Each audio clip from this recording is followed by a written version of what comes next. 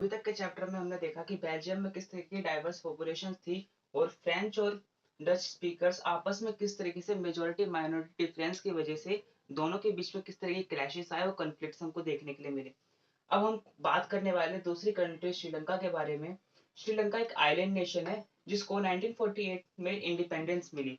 जिस तरीके से 1947 के अंदर इंडिया को इंडिपेंडेंस मिली, उसी एक साल बाद 1948 के अंदर श्रीलंका को इंडिपेंडेंस मिली, जिसकी पॉपुलेशन अबाउट 2 करोड़ है।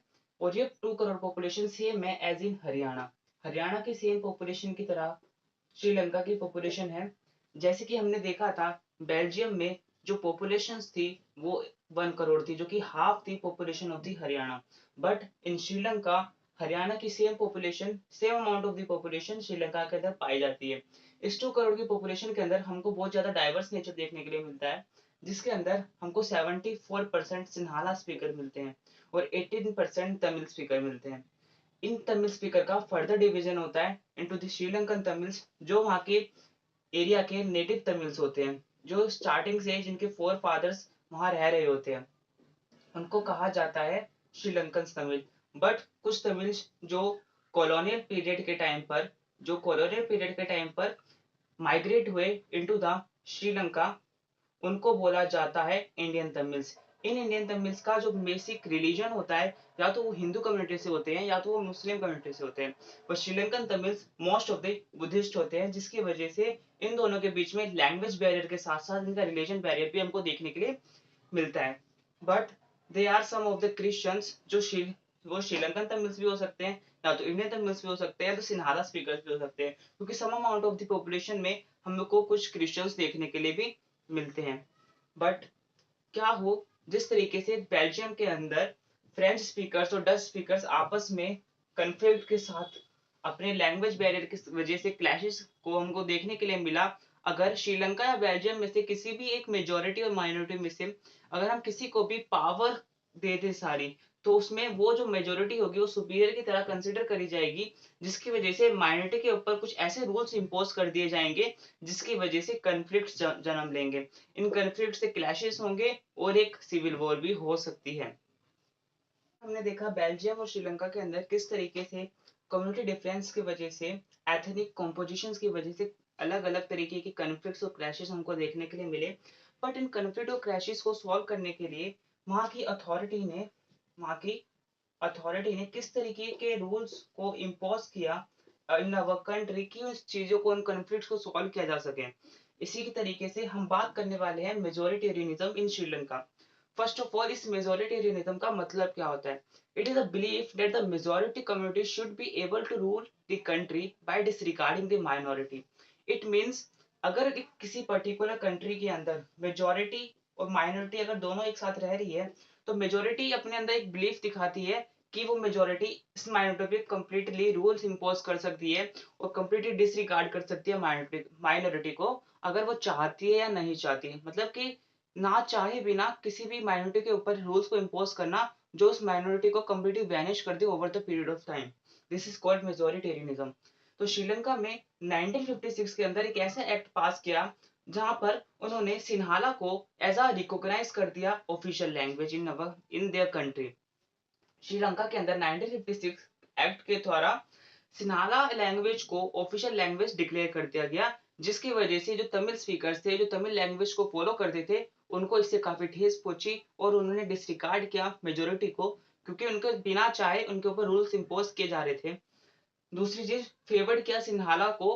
इट मींस जॉब्स और अपॉर्चुनिटीज ज्यादा फेवर करी सिन्हाला को और तमिल स्पीकर्स को डिसरिगार्ड कर दिया गया, उनके ऊपर ना चाहे बिना भी अनवांटेड से रूल्स को उनके ऊपर इम्पोज किया गया, जिसकी वजह से उनको काफी ज्यादा कन्फ्लिक्ट देखने के लिए मिला हमको over the period of time.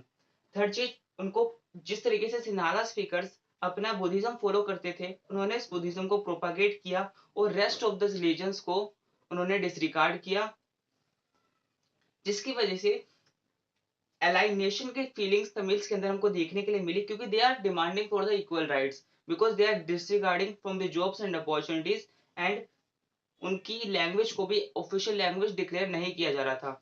And over the period of time, जैसे कि हमने देखा कि जिस तरीके से फ्रेंच और डच स्पीकर्स के बीच में कन्फ्लिक्ट हमको देखने के लिए मिल रहे थे, ऐसे ही यहाँ पर सिन्हाला और तमिल स्पीकर्स के साथ कॉन्फ्लिक्ट देखने के लिए मिला, जिस चीज को उन्होंने प्रोटेक्ट करने के लिए श्रीलंकन तमिल्स ने लॉन्च किया पार्टीज और प्रोग्राम्स को to recognise the Tamil language as the official language, और वो डिमांड कर रहे थे इक्वल राइट्स एंड ऑटोनॉमी की। बट जो ऑफिशियल्स थे, जो अथॉरिटी थी, उन्होंने इनको कुछ भी नहीं प्रोवाइड किया, जिसके जिसकी वजह से over the period of time ये कंडीशंस एक सिविल वॉर के अंदर कन्वर्ट हो गई।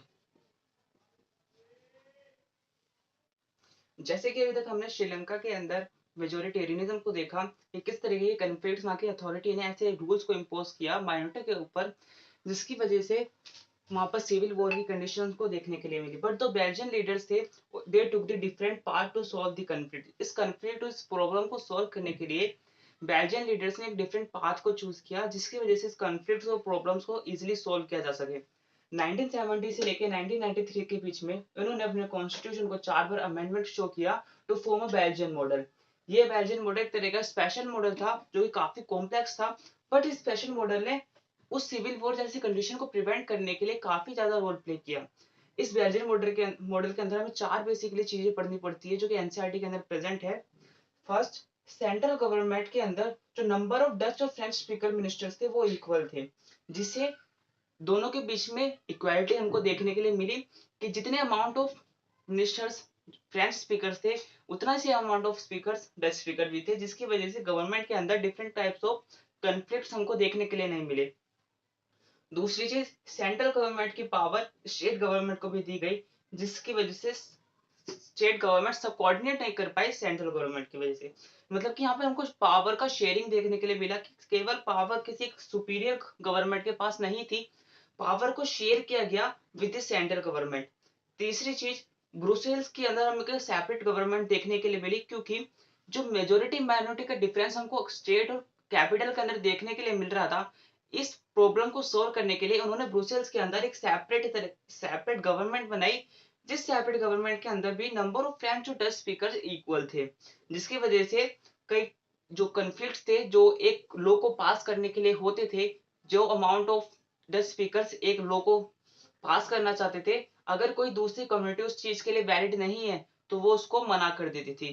क्यों? क्योंकि यहाँ पर जो नंबर ऑफ डच और फ्रेंच स्पीकर्स थे वो इक्वल थे, कि किसी भी एक लॉ को पास करने के लिए दोनों ही तरह की कम्युनिटी का हमको वैलिड रीजन चाहिए और एक्सेप्टेशन चाहिए। एक स्पेशल टाइप की गवर्नमेंट जो हमको देखने के लिए मिली वो थी कम्युनिटी गवर्नमेंट, जो कि इलेक्ट की जाती थी बाय द पीपल, जो बिलोंग करते थे एक सिंगल लैंग्वेज थे। ये लैंग्वेज हमारी फ्रेंच भी हो सकती थी, ये लैंग्वेज हमारी डच भी हो सकती थी। जो लैंग्वेज जिस चीज को फॉलो कर रही थी, उन्होंने अपनी एक कम्युनिटी गवर्नमेंट बनाई, जो कम्युनिटी गवर्नमेंट उनके कल्चरल रीजन और एजुकेशन बेसिस पे काम करती थी, जिससे कन्फ्लिक्ट्स को सोल्व किया जा सके। यही एक मॉडल था बेल्जियन मॉडल, जो कि कॉम्प्लेक्स मॉडल था, बट इस कॉम्प्लेक्स मॉडल ने सिविल वॉर जैसी कंडीशंस को जो कि श्रीलंका के अंदर प्रेजेंट हुई, श्रीलंका के अंदर हुई, इस चीज को प्रिवेंट करने के लिए बेल्जियन मॉडल ने काफी ज्यादा रोल प्ले किया। लास्ट चीज जो हमें याद रखनी है, यूरोपियन यूनियन का जो हेडक्वार्टर है वो ब्रुसेल्स के अंदर प्रेजेंट है। That's it.